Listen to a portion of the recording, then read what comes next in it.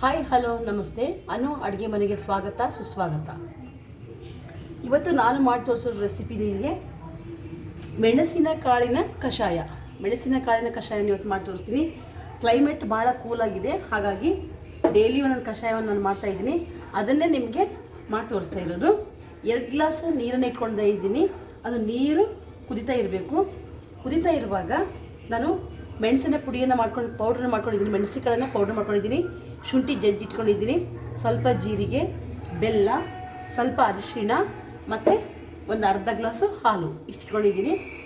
ಇದಿಷ್ಟು ಬಳಸ್ಕೊಂಡು ಕಾಳು ಮೆಣಸಿನ ಕಷಾಯವನ್ನು ಹೇಗೆ ಮಾಡಬೇಕು ಅಂತ ಇವತ್ತು ನಾನು ನಿಮಗೆ ತೋರಿಸ್ಕೊಡ್ತೀನಿ. ನೀರು 2 ಗ್ಲಾಸ್ ಇಟ್ಕೊಂಡು ಕುದೀತಾ ಇದೆ ನೀರು. ಆ ನೀರಿಗೆ ಬೆಲ್ಲ, ಮೆಣಸಿನ ಪೌಡರ್, ಮೆಣಸಿನ ಕುಟ್ಟಿ ಪೌಡ್ರ್ ಮಾಡಿ ಇಟ್ಕೊಂಡಿದ್ದೀನಿ ನಾನು, ಮತ್ತು ಶುಂಠಿನ ಜಜ್ಜಿಟ್ಕೊಂಡಿದ್ದೀನಿ. ಸ್ವಲ್ಪ ಜೀರಿಗೆ, 1 ಸ್ಪೂನ್ ಜೀರಿಗೆ, ಇಷ್ಟನ್ನು ಹಾಕಿ ಇದನ್ನು ಚೆನ್ನಾಗಿ ಕುದಿಸ್ಕೊತೀನಿ. ಈ ಮೆಣಸಿನಕಾಳಿನ ಕಷಾಯನ ಕೊಡೋದ್ರಿಂದ ಗಂಟ್ಲು ಕೆರೆತ ಇದ್ದರೆ, ಶೀತ ಇದ್ದರೆ, ಕೆಮ್ಮು ಇದ್ದರೆ ಎಲ್ಲ ಸರಿದು ಹೋಗುತ್ತೆ. ಇದು ದೇಹಕ್ಕೆ ಬಹಳ ಒಳ್ಳೆಯದು. ಮಕ್ಕಳಿಗೆ ಶೀತ, ಕೆಮ್ಮು, ಕಫ ಆಗಿತ್ತು ಅಂತಂದರೆ ನಾವು ಮೆಣಸಿನಕಾಳಿನ ಈ ಕಷಾಯವನ್ನು ಮಾಡಿಕೊಟ್ವಿ ಅಂದರೆ ಬೇಗನೆ ಗುಣಮುಖ ಆಗ್ತಾರೆ. ಇದು ಮಕ್ಕಳಿಗಂತೂ ರಾಮಬಾಣವಿದ್ದಂತೆ. ಇವತ್ತು ನಾನು ಕೂಡ ಕ್ಲೈಮೇಟ್ ಕೂಲ್ ಇರೋದ್ರಿಂದ ಇದನ್ನು ಮಾಡಬೇಕು ಅಂತ ಅಂದ್ಕೊಂಡೆ. ಹಾಗಾಗಿ ಟೀ ಕಾಫಿ ಬಿಟ್ಟಿದ್ದೀನಿ, ನಾನೀಗ ಕಷಾಯನ ಕುಡಿತಾ ಇದ್ದೀನಿ. ಹಾಗೆ ಡೈಲಿ ಏನು ಮಾಡ್ತಾಯಿದ್ದೀನಿ, ಒಂದೊಂದು ಕಷಾಯವನ್ನು ಮಾಡಿ ತೋರಿಸ್ತಾ ಇದ್ದೀನಲ್ಲ, ಒಂದೊಂದು ಕಷಾಯವನ್ನು ಕುಡಿತಾ ಇದ್ದೀನಿ. ಅದನ್ನೇ ರೆಸಿಪಿಯನ್ನು ನಿಮ್ಗೆ ಕೂಡ ಆಗ್ತಾಯಿದ್ದೀನಿ. ಈ ಮಳೆಗಾಲ ಮುಂದೆ ಚಳಿಗಾಲ ಬಂತು ಅಂದರೆ ಅವಾಗ ಟೀ ಕಾಫಿ ಬಿಟ್ಟು ಇಂಥ ಕಷಾಯ ಕುಡಿದ್ರೆ ನಮ್ಮ ಹೆಲ್ತ್ ಕೂಡ ಒಳ್ಳೆಯದಾಗುತ್ತೆ. ಇದು ಒಂದು ನಮಗೆ ಹೆಲ್ದಿ ಡ್ರಿಂಕ್ಸ್ ಅಂತ ಹೇಳ್ಬೋದು. ಇದು ಚೆನ್ನಾಗಿ ಕುದೀಲಿ.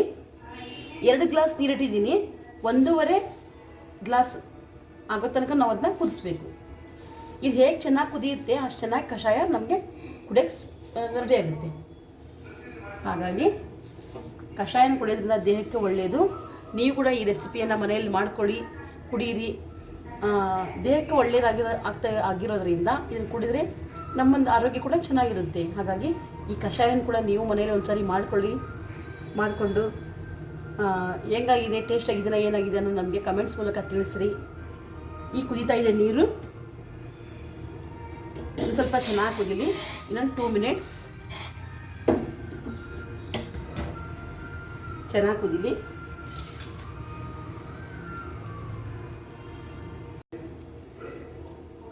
ಇದನ್ನು 1 ಮಿನಿಟ್ಸ್ ಚೆನ್ನಾಗಿ ಕುದೀಲಿ. ಇದು ಕಷಾಯ ಎಷ್ಟು ಚೆನ್ನಾಗಿ ಕುದಿಯುತ್ತೆ ಅಷ್ಟು ಚೆನ್ನಾಗಿ ನಮಗೆ ಟೇಸ್ಟಾಗಿರುತ್ತೆ ಕಷಾಯ.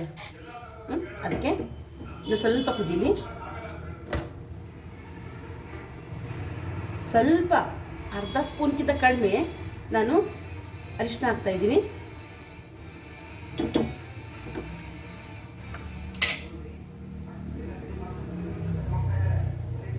ಚೆನ್ನಾಗಿ ಕುದೀಲಿ ಇದು.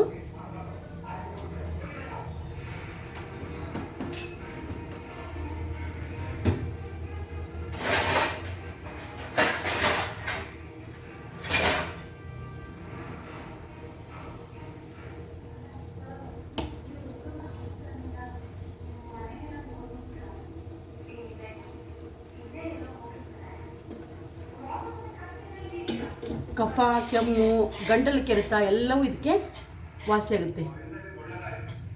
ಮಕ್ಕಳಿಗೆ ಸ್ವಲ್ಪ ಜ್ವರ ಬಂದಿತ್ತು ಅಂದರೆ, ಕೆಮ್ಮು ಇತ್ತು ಅಂದರೆ, ಕಫ ಇತ್ತು ಅಂದರೆ, ಮಳೆಗಾಲ ಚಳಿಗಾಲ ದಿನಗಳಲ್ಲಂತೂ ಇದು ಭಾಳಷ್ಟು ಮಕ್ಕಳು ಸ್ಕೂಲ್ಗೆಲ್ಲ ಹೋಗ್ತಾ ಇರ್ತಾರೆ. ಇದನ್ನು ಬೇಗ ಅವ್ರಿಗೆ ಕಫ ಆಗೋದು, ನೆಗಡಿ ಆಗೋದು, ಶೀತ ಆಗೋದು ಆಗ್ತಾ ಇರುತ್ತೆ.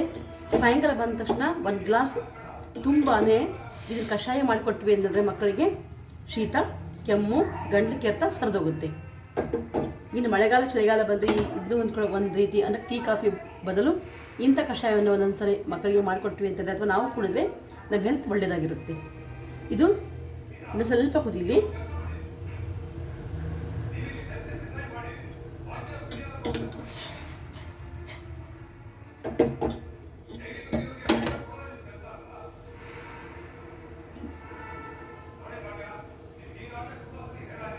ನೋಡಿರಿ, ಚೆನ್ನಾಗಿ ಕುದ್ದಿದೆ. ನಾನೀಗ ಒಲೆ ಆಫ್ ಮಾಡ್ಕೊತೀನಿ. ಆಫ್ ಮಾಡಿಕೊಂಡು ಹಾಲನ್ನು ಮಿಕ್ಸ್ ಮಾಡ್ತೀನಿ. ನೋಡಿ ಎಷ್ಟು ಚೆನ್ನಾಗಿ ಮಂದಾಗಿ ಕಷಾಯ ಬಂದಿದೆ.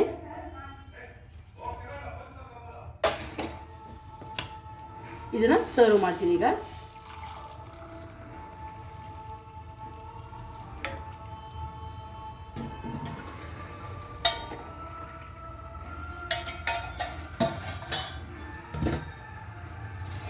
ನೋಡಿ, ಮೆಣಸಿನ ಕಾಳಿನ ಕಷಾಯ ರೆಡಿಯಾಗಿದೆ.